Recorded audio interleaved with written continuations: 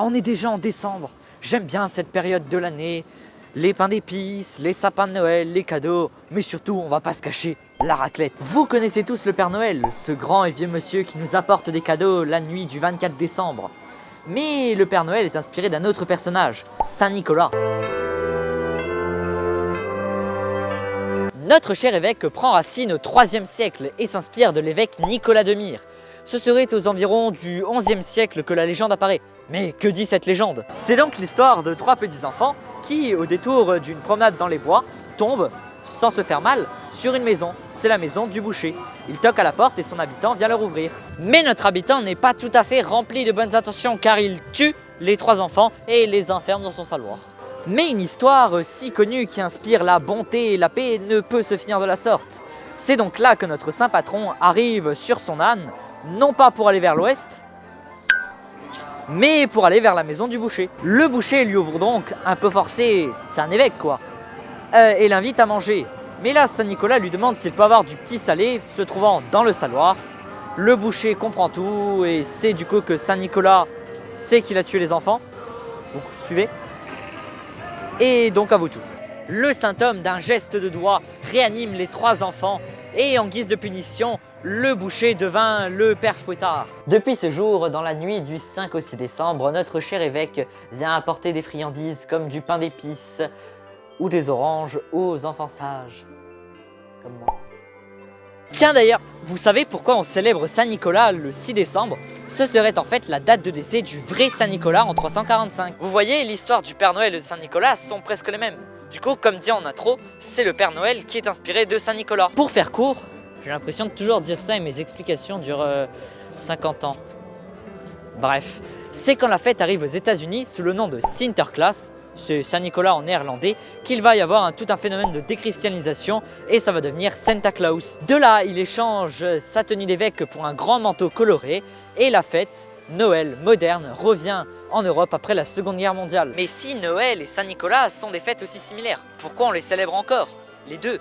En fait, Saint Nicolas est une fête encore très répandue dans de nombreux pays d'Europe, comme l'Allemagne, la Suisse, les Pays-Bas, la Belgique, le Luxembourg et bien d'autres. Et même dans le nord-est de la France, en Alsace-Lorraine principalement. D'ailleurs, Saint Nicolas est le saint patron de la Lorraine. D'ailleurs, Saint Nicolas est notre saint patron depuis 1477. En gros, la Lorraine était occupée par le duc de Bourgogne. Le duc René II prit la victoire auprès du saint homme, réputé pour les miracles. Une relique était entreposée près de Nancy. Et il gagne la bataille de Nancy donc contre le duc de Bourgogne et Nicolas devient ainsi notre protecteur. Et en Lorraine, c'est une vraie célébration. Non, je ne dis pas qu'au Luxembourg, ce n'est pas une vraie célébration. Et ça peut même être plus impressionnant que chez nous. Mais il faut que je parle de la Lorraine. Du coup, dans notre région, c'est une grande célébration, avec bien sûr Nancy, où les festivités sont les plus grandes. D'ailleurs, la fête est entrée au patrimoine culturel immatériel en France depuis 2018. Et les célébrations durent même plusieurs semaines. Au programme, spectacles, animations, concerts et bien d'autres. Et même ici, à Metz, il y a plein d'animations, avec ce beau défilé.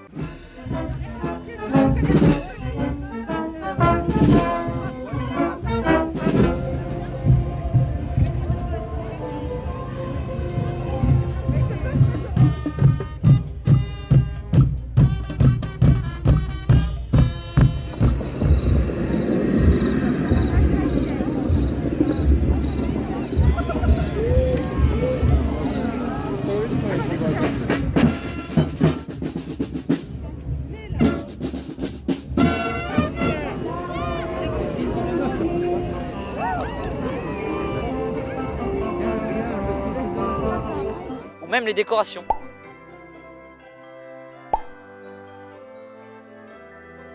Et la roue. Mais il ne faut pas forcément aller loin pour voir de beaux défilés. Dans de nombreuses villes de Moselle, il y a de beaux défilés, comme celui-ci de Hayange.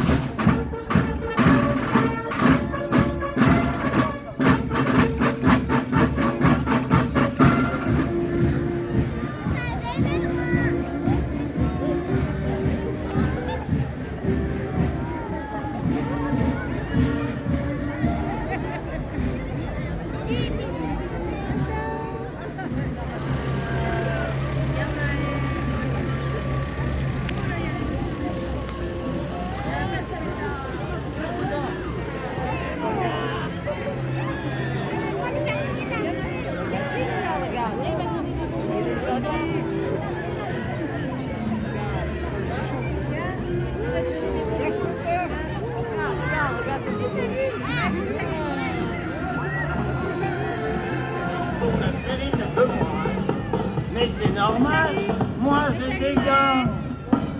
Elle a pas de gants, elle va vite.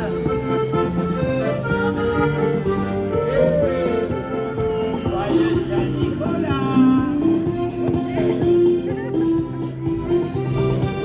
Ça va les copains? Et là,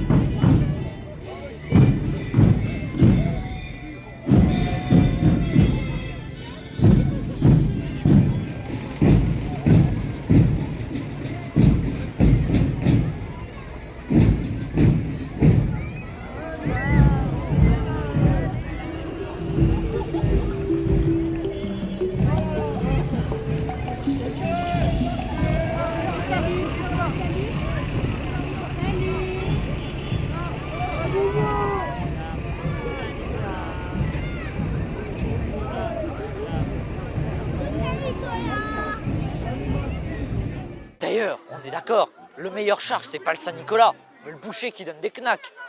Non? Le saint patron des écoliers, accompagné du sombre père Fouettard, viennent même dans certaines écoles distribuer des friandises aux enfants. Et si je retrouve une photo, vous en aurez une là de moi.